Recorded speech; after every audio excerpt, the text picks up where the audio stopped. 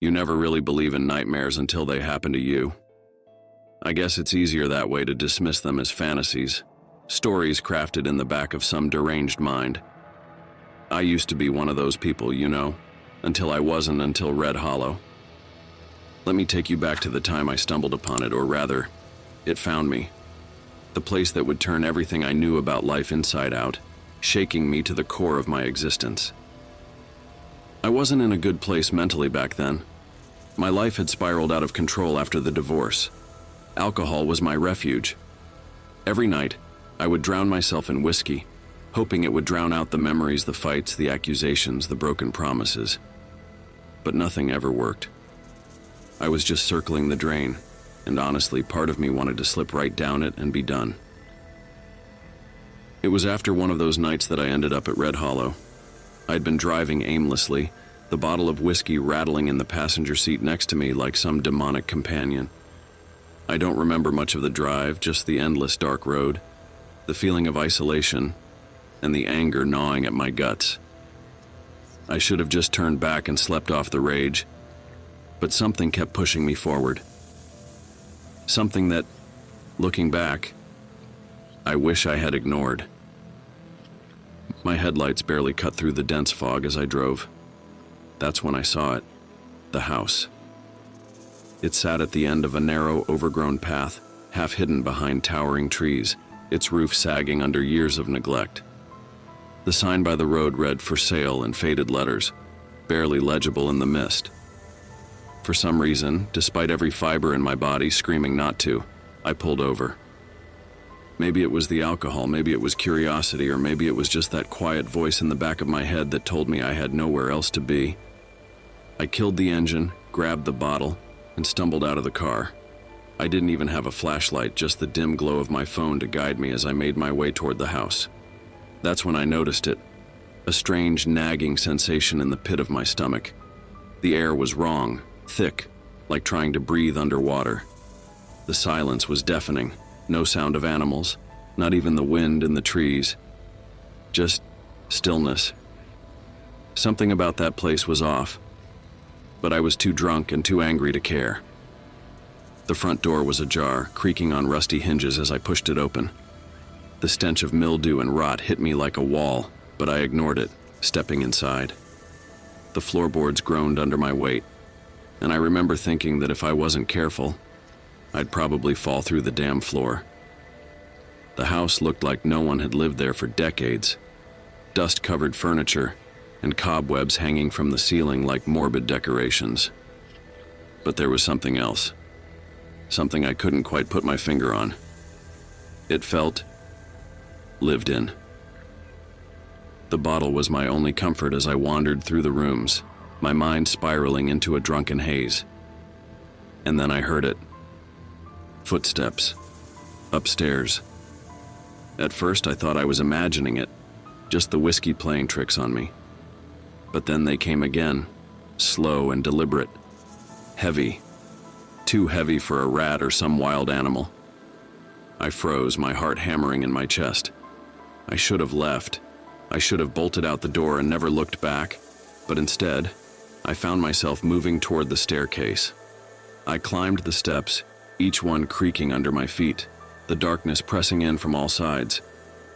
My phone's light flickered in the gloom, barely illuminating the top of the stairs. The hallway stretched out in front of me, doors lining either side, but I knew exactly which one the sound had come from. The door at the far end was slightly ajar, with a faint, sickly light spilling out from within. I don't know why I did it.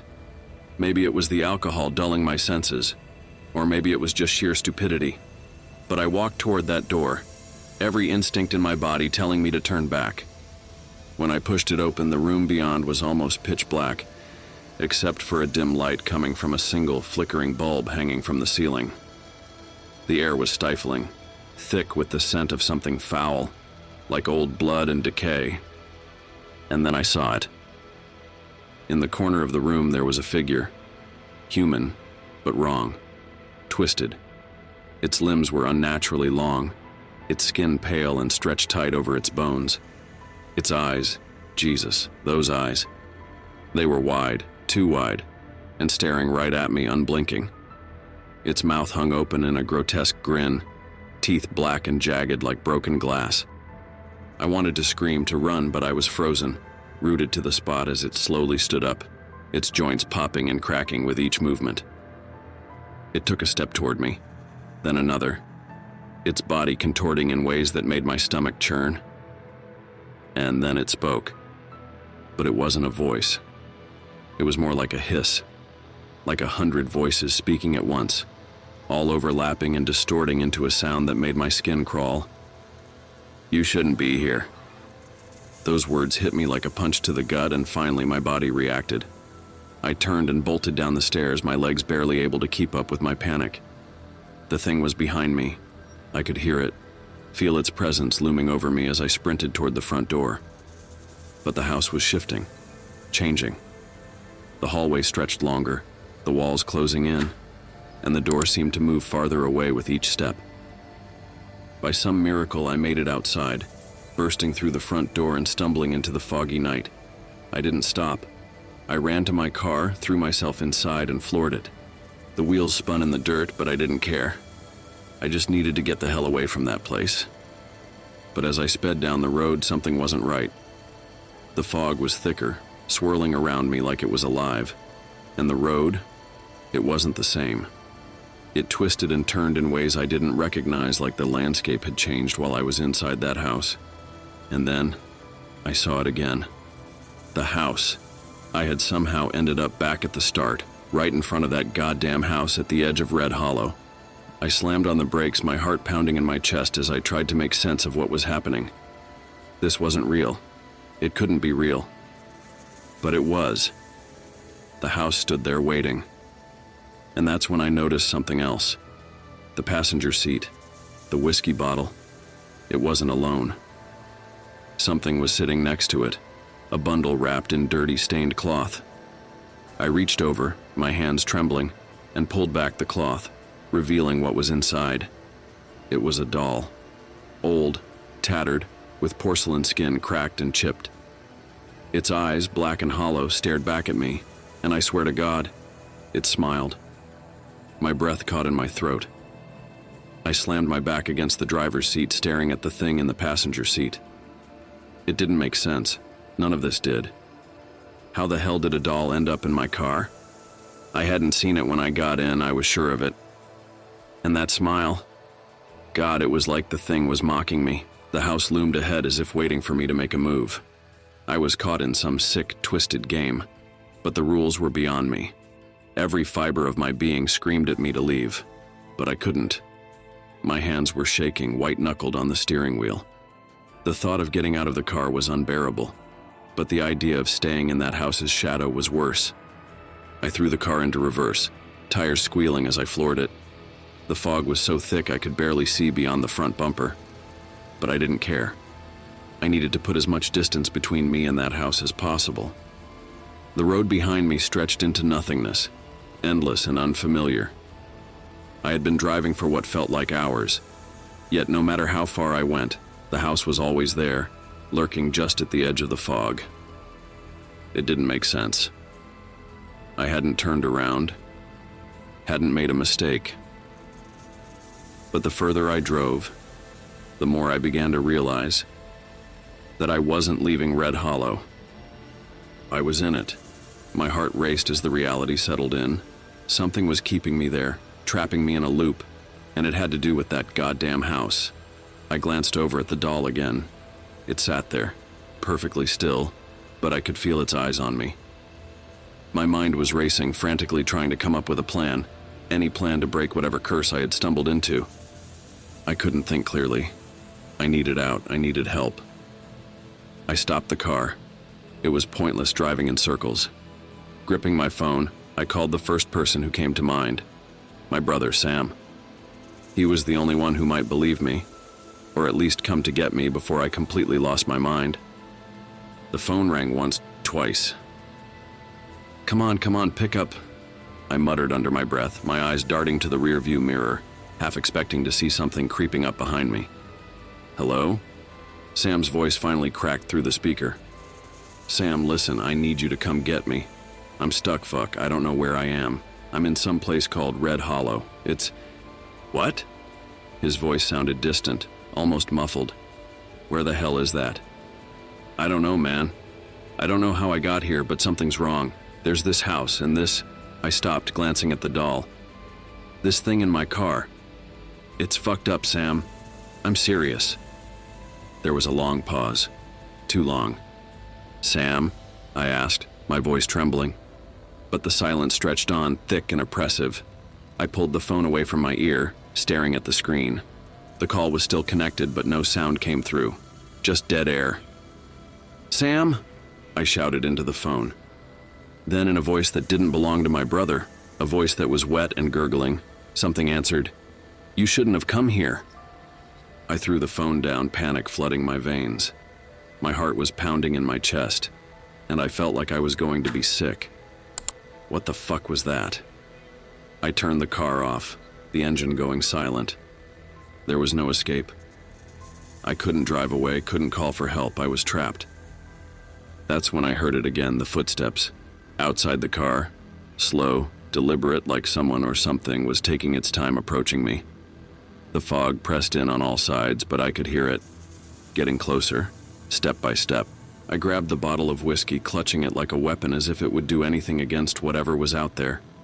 I leaned forward, staring into the fog, but there was nothing, just the endless gray swirling around me. Then out of the corner of my eye I saw movement, a shape, tall and thin, just barely visible through the mist. It was standing there right beside the house, watching me. My blood ran cold. It was the figure from before, the twisted, broken thing that had chased me out of the house. Its head cocked to the side, those wide black eyes fixed on me, unblinking. And then, with agonizing slowness, it raised one long, bony finger and pointed at me. I felt my stomach drop. There was no way I could outrun it, no way I could fight it. But there was something I could do, something insane. I flung the car door open, clutching the whiskey bottle in one hand and my phone in the other. I wasn't going to sit there and let that thing come to me. I'd face it head on. As soon as my feet hit the ground, the fog seemed to close in tighter, wrapping around me like a suffocating blanket. The house was barely visible now, but I could still see the figure standing in front of it, motionless. "Fuck you," I shouted, more out of desperation than anger. "I'm not playing your goddamn game." But as I took a step forward, I froze. The doll, the one that had been in the passenger seat, was no longer there. I looked down at the ground and my heart nearly stopped. There, lying at my feet, was the doll. Its eyes were still staring up at me, and that cracked porcelain face was twisted into a horrible grin. But now its mouth was open wider, too wide, like it was screaming silently. And then it moved. The doll's head jerked to the side with a sickening crack, and its tiny hand twitched, curling into a fist. I stumbled back, my heart racing, but before I could react, the fog thickened around me, the figure by the house vanishing into the mist. The world shifted again, and suddenly, I was standing not outside my car but back inside the house. Red Hollow had swallowed me whole. The walls seemed to pulse, the air vibrating with some unseen energy, and the house felt alive as if it was breathing. There was no escape now. I was trapped inside this nightmare, and the thing that had been watching me outside was now somewhere in here with me. The floor creaked beneath me, and I felt a chill run down my spine. The doll was gone, but I knew it wasn't far. It was part of this place, part of whatever sick game was being played. And then, from somewhere deep within the house, I heard a voice. Not the gurgling, distorted one from before, but a child's voice. Soft, innocent. "Come find me." I clenched my teeth, my knuckles white as I gripped the whiskey bottle. I had no choice. If I was going to survive this, I had to play along. I had to find out what this place wanted from me. With each step, the house groaned under my weight, the shadows dancing in the corners of my vision.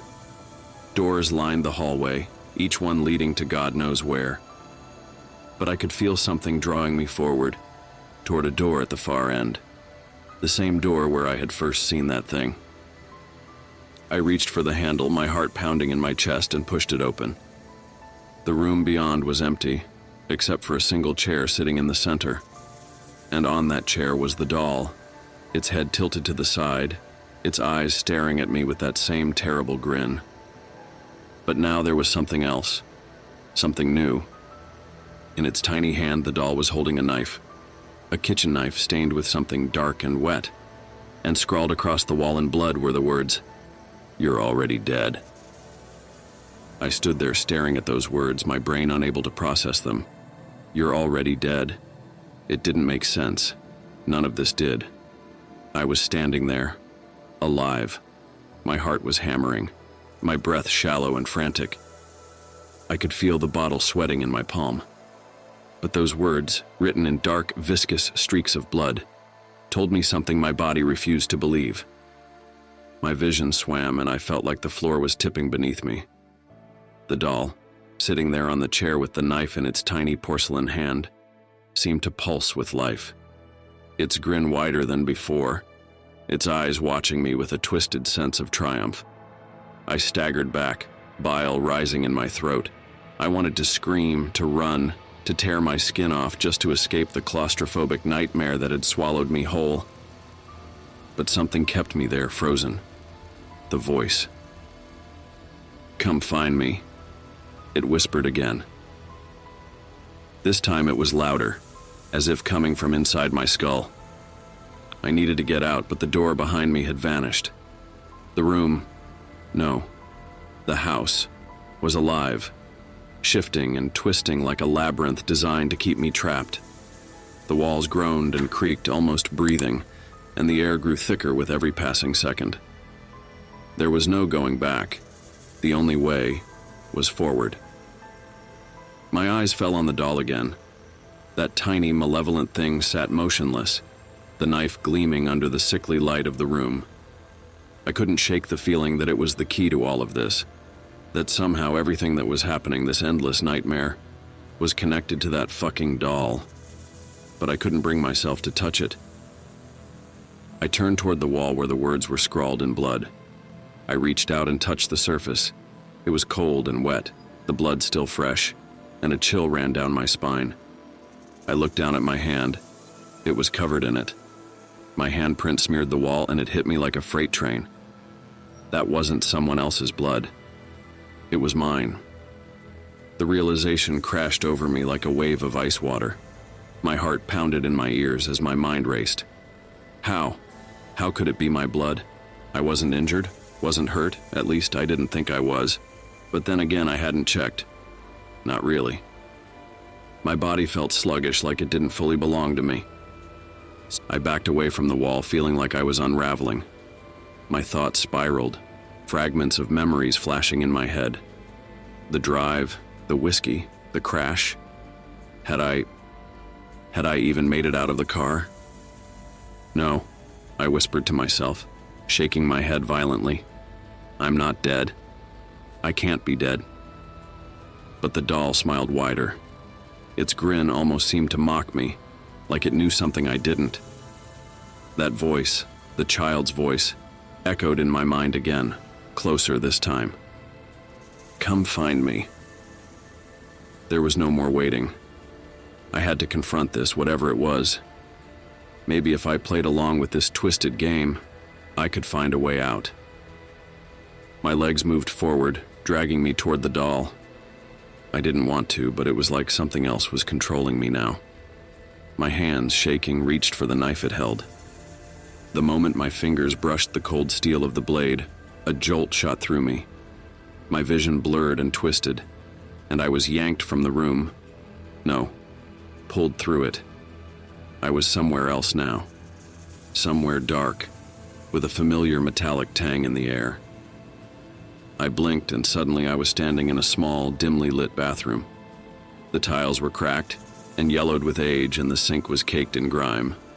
I knew this place. It was from my past, a place I hadn't thought about in years. My childhood home. I turned slowly, my eyes landing on the bathtub. The curtain was drawn, but the floor beneath it was slick with water. The tub was overflowing, the water creeping toward my feet. I didn't want to look. I knew what was behind that curtain, but some invisible force drew me toward it, step by agonizing step. With trembling hands, I reached out and grabbed the edge of the curtain. It was wet and sticky. I held my breath as I yanked it open. The water in the tub was dark, almost black, swirling slowly. Floating in the middle of it was a body. My body. I staggered back, my stomach lurching. The figure in the water was unmistakable. It was me. Eyes wide open, staring up at nothing, skin pale and bloated from the water. The back of my head was caved in, blood seeping into the tub from a deep, jagged wound. My breath came in short gasps, and I gripped the edge of the sink, trying to steady myself. This wasn't real, it couldn't be. But as much as I wanted to believe that, the water, the body, it all felt so disturbingly real. My mind was shattering under the weight of it. What is this? I whispered, but there was no answer. Just the sound of the water dripping, echoing off the cold tiles.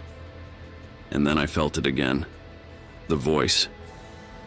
"Come find me." I turned, and there she was. The girl from the voice. She stood in the doorway, her small frame almost swallowed by the shadows. Her hair hung over her face, soaked and matted, her pale skin bruised and splotched with dirt. She wore a faded nightgown and her feet were bare, covered in blood. "Who are you?" I demanded, my voice hoarse and shaking. She didn't answer, just stared at me from behind her curtain of hair. Slowly, she raised one hand and pointed back toward the tub. No, I'm not doing this," I shouted. "This is all in my head. You're not real." But she didn't move. She just kept pointing, her finger trembling slightly. My breath hitched, and for a second I considered grabbing the knife. What good would it do? Against her? Against this? My options were shrinking by the second, and the house was closing in on me.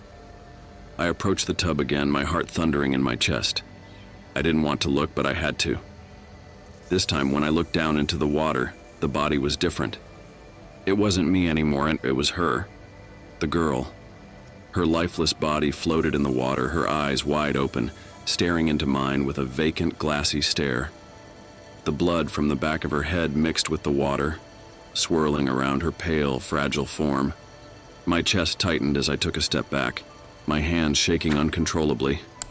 I was going insane. I had to be. Suddenly, she spoke again. Not the girl in the tub, but the one in the doorway. "You killed me." Her voice was soft and accusing, and it cut through me like a blade. My mind raced, trying to grasp what she meant. No, I hadn't killed anyone. I didn't know this girl. I had never seen her before. But as her words echoed in my skull, memories began to resurface. Memories I had buried deep. Memories of another night. Another time. A night I had tried so hard to forget. I was back there in my old apartment, the one I had lived in before my life went to shit.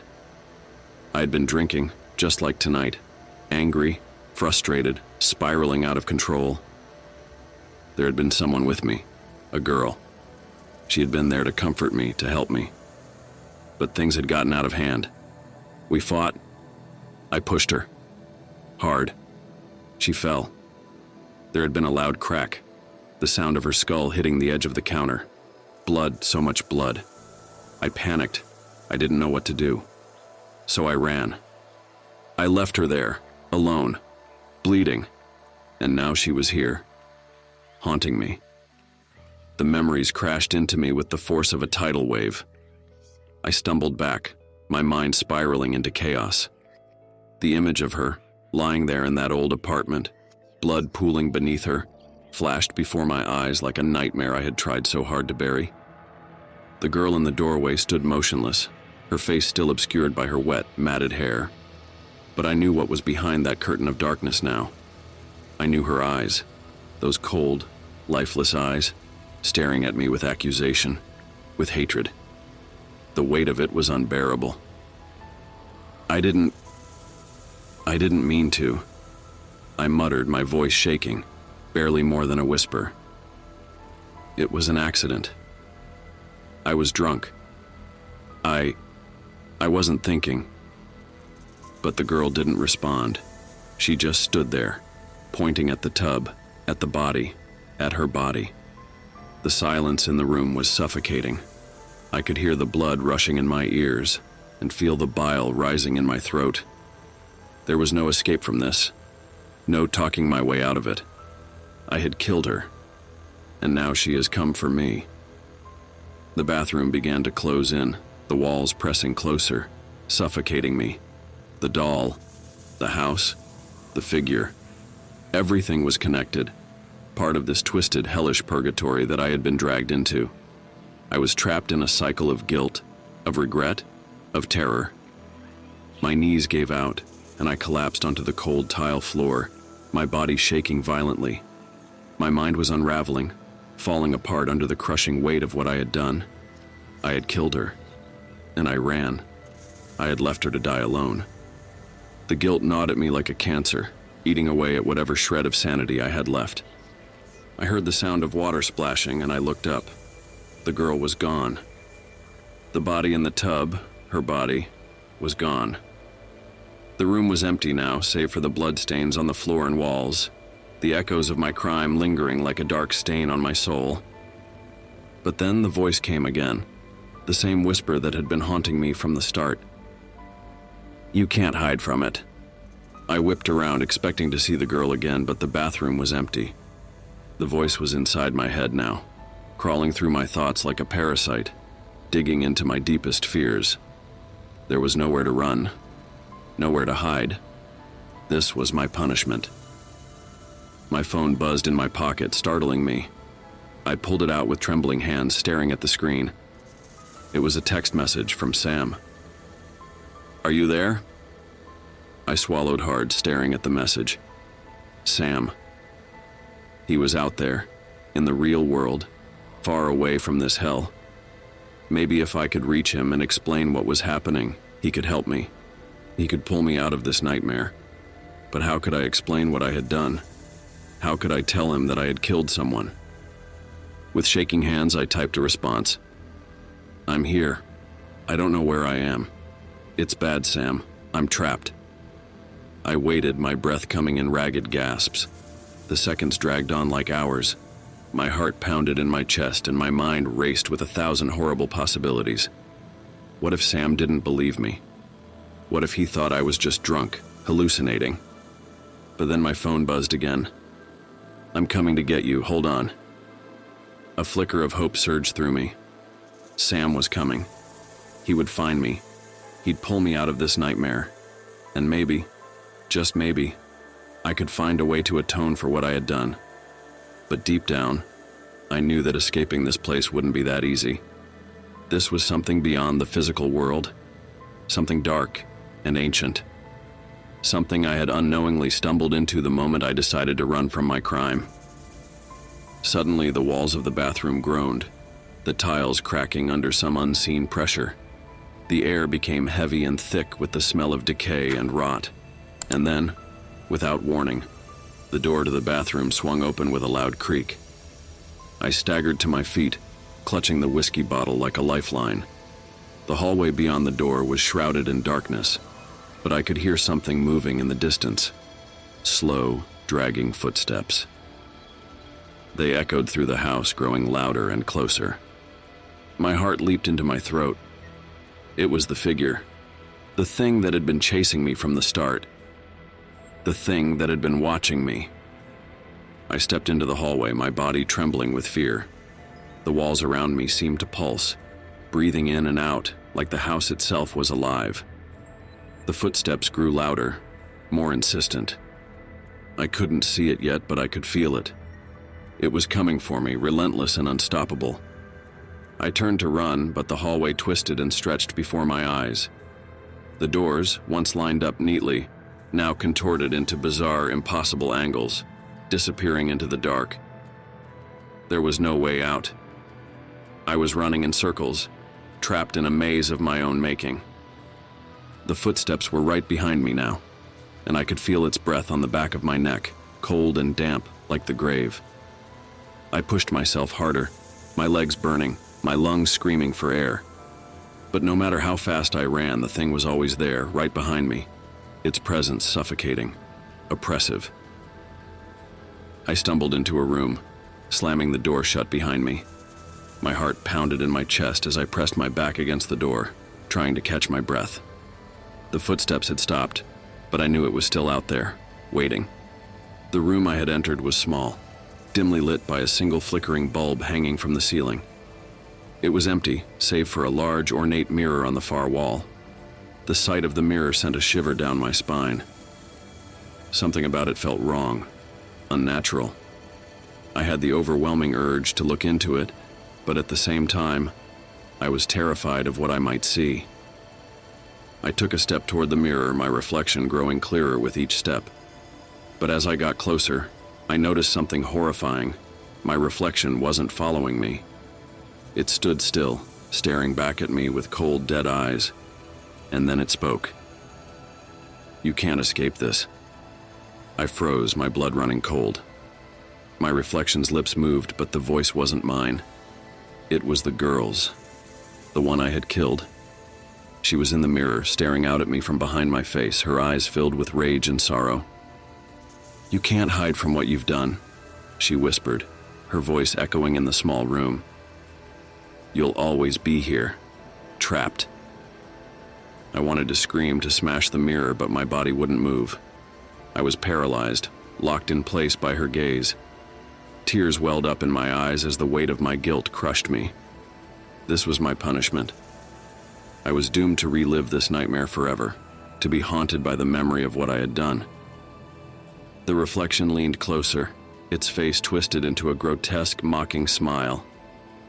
"Welcome to Red Hollow."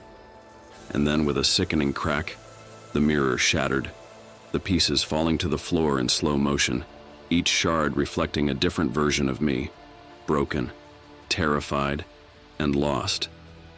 The room dissolved around me and I was falling again, plunging deeper into the darkness. As I hit the ground, I realized something horrifying. I was never getting out. Red Hollow wasn't just a place. It was a part of me, a reflection of the guilt, the shame, the horror I had tried to bury. And now it had swallowed me whole. I lay there surrounded by the broken shards of the mirror, staring up into the void. There was no escape, no redemption, only this endless, inescapable nightmare. The last thing I heard before everything went black was her voice, whispering one final time, "You deserve this." The darkness consumed me, deeper than sleep, heavier than death. I was floating, suspended in a void where time had no meaning. There was no sound, no light, no feeling, just the weight of my existence, pressing down on me like an invisible shroud. I was trapped in the thick, suffocating silence of my mind, unable to move, unable to scream. Then slowly I began to feel it again. A pulse, faint at first, then louder, stronger. It wasn't my heartbeat. It was something else, something from the outside, forcing its way in. A vibration, a rhythm, like footsteps. I tried to open my eyes, but the darkness clung to me. I couldn't see anything, but I could feel the presence drawing closer. I knew what it was. It was her. She was coming back for me. But then there was a sound, something cutting through the darkness. A voice, muffled, distant. "Adam, can you hear me?" The sound of my name was like a lifeline pulling me out of the suffocating abyss. My eyes snapped open and I was no longer in the void. I was lying on the floor of a room, but not the one I had just been in. The light above me was bright, too bright. I blinked against it, trying to focus. "Adam? Are you there?" It was Sam's voice. My heart leaped in my chest and I pushed myself up, wincing at the pain that shot through my body. I was in a different part of the house now, but it looked more normal, less warped and twisted, more grounded in reality. I could see a door at the end of the hallway, and through the crack in the frame, I saw a faint, warm light. It was Sam. He had found me.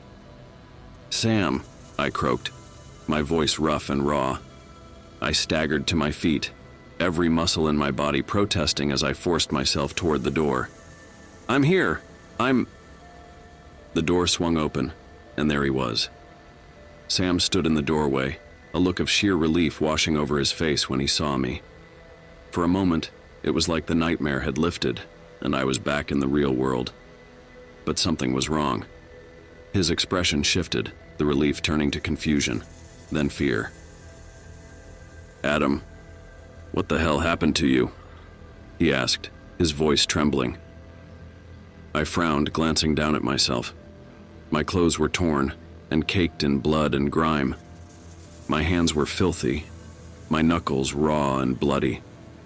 I must have looked like I had crawled out of hell, but it wasn't just my appearance that had unnerved him. It was something else, something darker. Before I could answer, Sam stepped into the room, his eyes scanning the space around us. He looked at me, then back at the floor, where shards of glass were scattered. His gaze lingered on the pieces of the mirror that had shattered, and I saw his jaw clench. "You were saying weird shit on the phone," he said, his voice low. "Talking about being trapped, about some girl. What the fuck is going on, Adam?" I opened my mouth to explain, but the words wouldn't come. How could I tell him about the girl? About what I had done? How could I explain the madness I had been dragged into, the living nightmare that had swallowed me whole? I didn't even fully understand it myself. It's complicated," I stammered. I think it has something to do with this place, the house. It's haunted or cursed or something."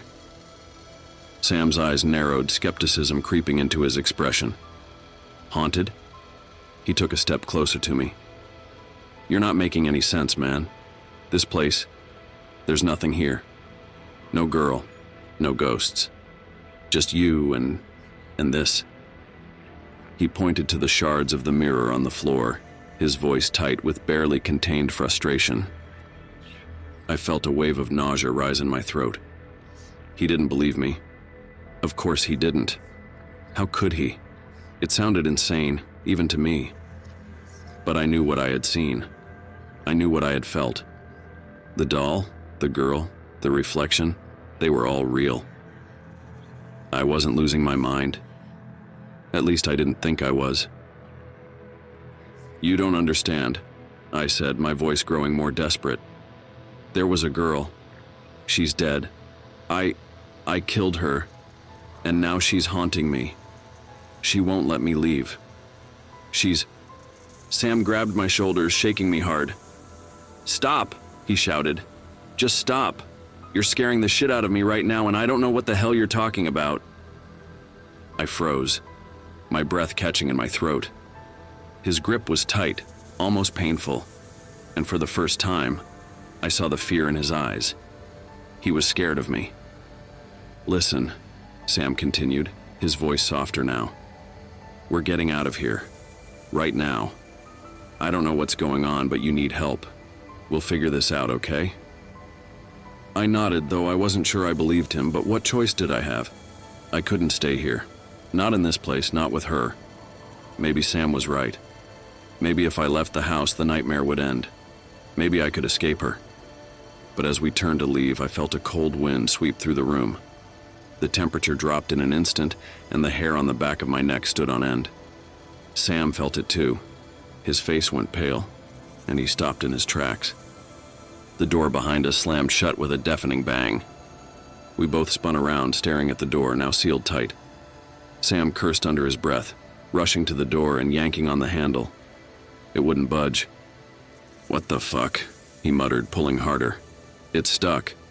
How the hell is it stuck?" I didn't answer. I already knew. The house wasn't going to let us leave. She wasn't going to let us leave. The lights flickered, and that's when I heard it again. The footsteps. Slow, deliberate, coming from the hallway outside the door. I backed away, my heart pounding in my chest, my mind racing with dread. Sam turned to me, his eyes wide with panic. "What's that? What the fuck is that?" I swallowed hard, my throat dry. "It's her." The footsteps stopped just outside the door. For a moment, everything was deathly silent. Then, the doorknob began to turn, slowly, creaking with each movement. Sam backed away from the door, his face drained of color. No. This isn't real. This can't be real. But it was real. The door creaked open, revealing the dark, yawning hallway beyond. And standing in the doorway was the girl. She was just as I had seen her before, her skin pale and sickly, her hair hanging in wet, matted strands over her face. Her nightgown was soaked with water and stained with blood. Her eyes, those dead, lifeless eyes, locked onto mine. Sam let out a strangled gasp, stumbling back, his back hitting the wall. What the fuck is that? What the fuck is happening? I couldn't speak. I couldn't move. I was frozen in place, staring at her, feeling the weight of her gaze press down on me like a vice. You can't leave, she whispered, her voice soft but filled with venom. You'll never leave. Sam grabbed my arm, shaking me. We need to go. Now. But I couldn't tear my eyes away from her. The guilt, the shame, the fear. It was all crashing down on me, suffocating me. I had killed her. And now, she was going to make sure I paid for it. Suddenly, she moved. Faster than I thought possible, she lunged toward me, her hands outstretched, her fingers like claws. I felt her icy grip wrap around my throat, choking the breath out of me. I gasped, my hands clawing at hers, but her strength was unnatural, unstoppable. Sam screamed my name, but his voice was distant, muffled. Everything was fading, the edges of my vision going black. Her eyes bored into mine, filled with hatred, with vengeance. You deserve this, she hissed, her voice the last thing I heard before the darkness swallowed me whole.